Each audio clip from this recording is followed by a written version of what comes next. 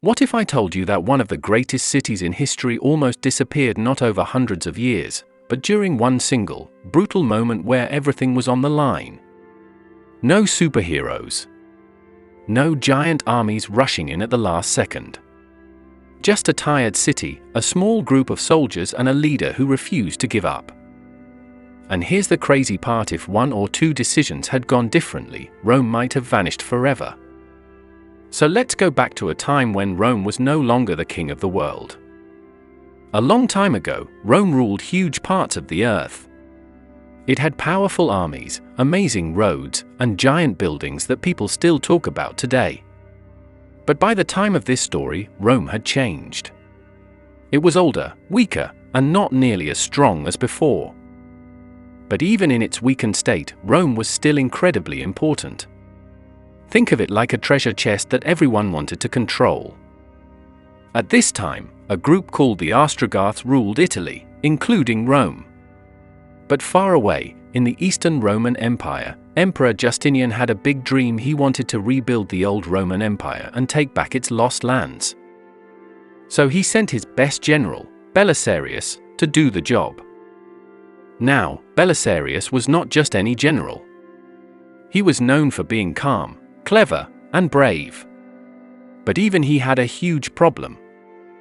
When he reached Rome, he didn't have a massive army. In fact, he only had around 5,000 soldiers.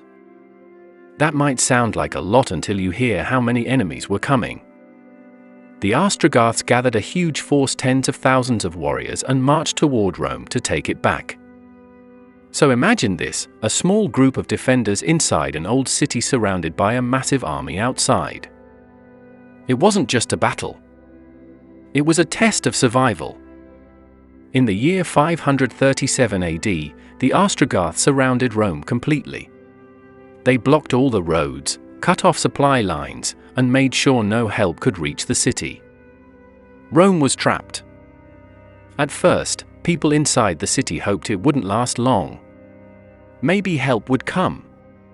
Maybe the enemy would leave. But days turned into weeks and weeks turned into months. Food began to run out. And when food disappears, fear grows fast. People became hungry. Then weak. Then desperate. Imagine waking up every day not knowing if you'll eat. Imagine seeing your family struggle just to survive. This wasn't just a war, it was a slow, painful test of endurance. And here's something really important: cities don't always fall because their walls are broken. Sometimes they fall because the people inside lose hope. Belisarius understood this better than anyone.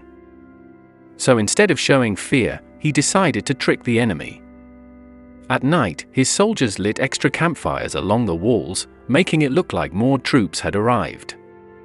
They moved around constantly, creating the illusion that Rome was full of soldiers ready to fight. From the outside, the Ostrogoths are a strong, confident city. But inside? The truth was very different. The defenders were tired. Supplies were low. And every day was a struggle. Still, that illusion worked. The enemy hesitated. They waited. They didn't attack as quickly as they could have. And that delay gave Rome something incredibly valuable: time. But here's where things got even worse. Rome depended on aqueducts, huge stone channels that carried fresh water into the city. The Ostrogoths knew this, so they destroyed them. No aqueducts meant no clean water. That should have ended everything. But Belisarius wasn't done yet. He turned to the Tiber River, which flowed through Rome. Instead of giving up, he used the river as a lifeline. He even built floating mills on the water to grind grain into flour. That meant people could still make bread. It wasn't enough for comfort, but it was enough to survive. And sometimes, survival is all you need to keep going. Still, life inside Rome became incredibly hard. Food became so rare that people started eating anything they could find. Animals that once helped them, like horses and dogs, became food. And when things get that bad, people don't stay calm. Some began to panic. Others got angry. Some even started blaming Belisarius. Think about that. The man trying to save the city was now being questioned by the very people he was protecting. Now he had two battles to fight, one outside the walls and one inside. If the people lost trust in him, the city could fall apart from within. But Belisarius didn't let that happen. Instead of waiting for the enemy to break through, he made a bold decision. He attacked. Yes, he attacked an army that was much larger than his own. At night, his soldiers would sneak out of the city and strike the enemy camps quickly. They didn't try to win big battles. They hit fast, caused confusion, and disappeared before the enemy could respond. These surprise attacks had a powerful effect. The Ostrogoths started to feel uneasy. They couldn't relax. They didn't know when the next attack would come.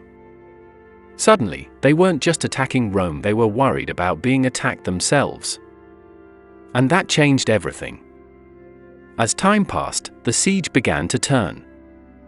The Ostrogoths started running low on supplies. Their soldiers became tired. Their confidence started to fade. The same problems they had tried to cause inside Rome were now happening to them.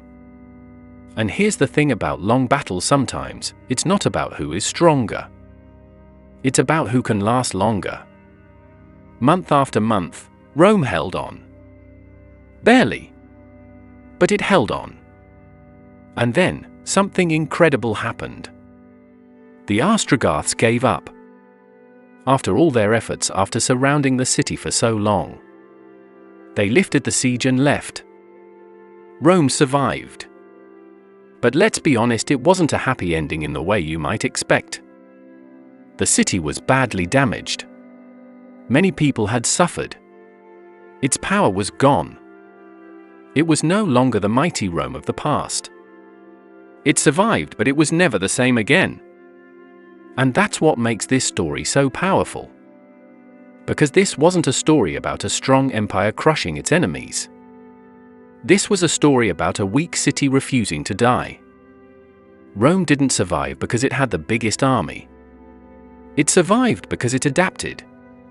It stayed clever. And it kept going when everything seemed lost.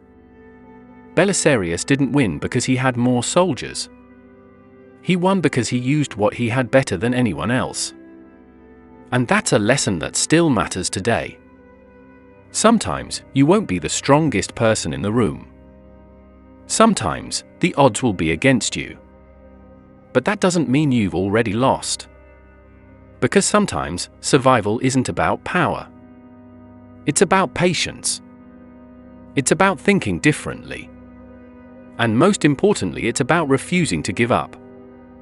Rome came closer than ever to disappearing during this siege. But it survived because one leader made sure it didn't fall, even when everything said it should. If you enjoyed this story, you're going to love uncovering more hidden moments from history just like this, so hit subscribe, and let's keep exploring together.